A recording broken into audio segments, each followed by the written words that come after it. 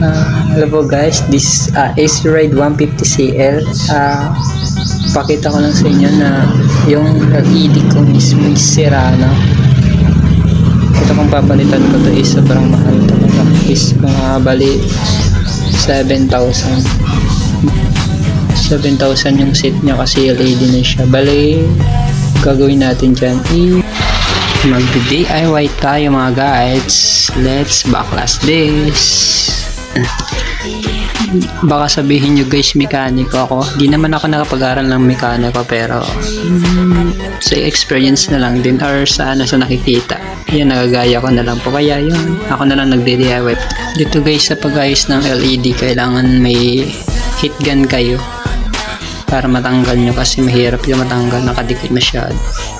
Yan na po yung loob niya pag nabuksan nyo. Tapos yan is gagawin na natin, lalagay na natin yung nabili nating LED sa Shopee. Ito guys, fast forward lang ako kasi sobrang tagal talaga nyan, sobrang init pa.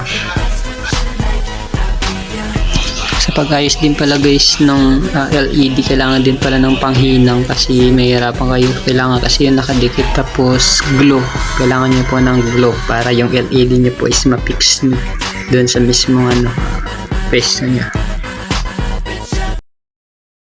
Ito guys, is check natin yung result. Bigyan naman natin ng music dyan.